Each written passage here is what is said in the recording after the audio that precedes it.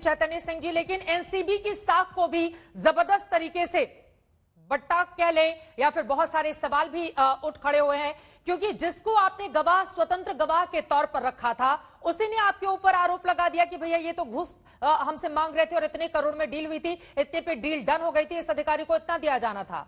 तो फिर एनसीबी के सामने अब यहीं से दोहरी चुनौती भी शुरू हो गई है। एक तरफ आपको यह भी क्लियर करना होगा कि नहीं, इसमें सच्चाई नहीं है, उसको पारदर्शी तरीके से अंजाम दिया गया, वहीं दूसरी तरफ अब उनके खुद के अधिकारी फंस गए हैं मुश्किलों में।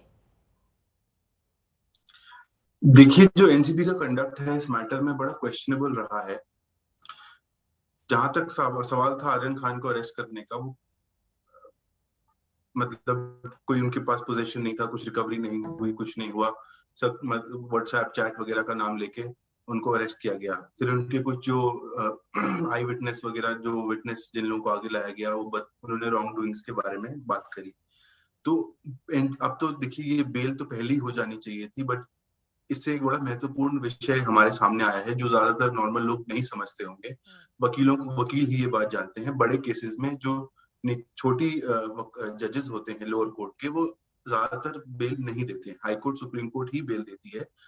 नॉट दैट कि उनके पास पावर नहीं है, बट वो डरते हैं देने में बेल बड़े केसेस में। जहां बड़े केस का मतलब है कि जहां बड़े नाम इन्वॉल्व, कंट्रोवर्शियल मैटर्स हो, मीडिया से रिलेटेड हो। ये बहुत बड़ी बात आप कह रहे हैं कि जहां पर बहुत हाँ, बड़े नाम आते हैं या मीडिया में जो खबरें चल रही होती हैं, जो निचली अदालतें हैं, ऐसे मामलों में बेल देने से फिलहाल वो बचती हुई दिखाई देती हैं। वजह क्या है इसके हमेशा पीछे? बचती है। क्यों ऐसा होता है? उनके पास भी पूरे अधिकार होते हैं, उनके पास भी उम्मीदों के साथ लोग जाते हैं, तो फिर क्यों इस तरह की स्थिति होती है वहां पर? देखिए, सच्चाई ये है कि जो लोअर कोर्ट के जजेस होते हैं, उनको हाई कोर्ट और सुप्रीम कोर्ट के जजेस की तरह कॉन्स्टिट्यूशन ऑफ इंडिया की protection in the sense of, मतलब उनके सवाल उठाने जाने पर नहीं होती है।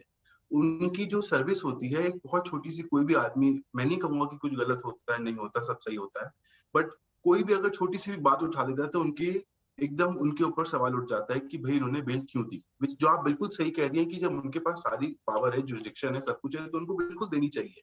ये एक बहुत ही, मैं जैसे कह रहा था, एक बहुत ही महत्वपूर्ण विषय है कि ये एक सुप्रीम कोर्ट को इस चीज का नोटिस लेना चाहिए कि जब लोअर कोर्ट के पास पावर है तो उनको बेल, वो डरना नहीं चाहिए जजेस को, चाहे कोई भी मैटर हो, बड़ा हो, छोटा हो। लेकिन यहाँ पर दूसरा पक्ष भी तो है कि अगर बेल दिया जाना जरूरी लगता है या फिर नहीं लगता है, दोनों ही पक्ष हो सकते हैं। अगर निचली अदालतों को लगता है कि नहीं दिया जाना है, लेकिन मोनीश बल्ला जी, आप फॉर्मर एनसीबी ऑफिसर रहे, आप बहुत सीनियर हैं, मैं आपसे जानना चाहूंगी, मौजूदा वक्त में पिछले 2 सालों से एनसीबी की ताबड़तोड़ कार्रवाई जिस तरीके की हम देख रहे हैं, बहुत सारे लोग उससे खुश भी थे कि चलो कम से कम क्लीन मुंबई का जो दावा किया जाता है वो इसी के साथ ही संपन्न होगा, आगे बढ़ेगा। लेकिन एनसीबी अधिकारी ही अगर सवालों के घेरे में आ जाए और उसको कोर्ट का रुख करना पड़े कि भैया गिरफ्तार करने के पहले मुझे बताओ, फिर ये तो साख पर बट्टा है एनसीबी के।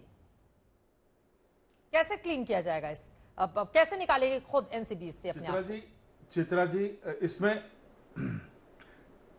जी, इसमें 2-3 चीजें हमको नोट करनी पड़ेंगी। जिस चीज के लिए विजिलेंस एंगल की बात हो रही है, या जिस चीज के ऊपर आज उनकी पर्सनल जो डॉक्यूमेंट्स हैं जिसके बेस पे उन्होंने जॉब पाई है, उस पर जो बात हो रही है, वो एक अलग विषय है पूरा।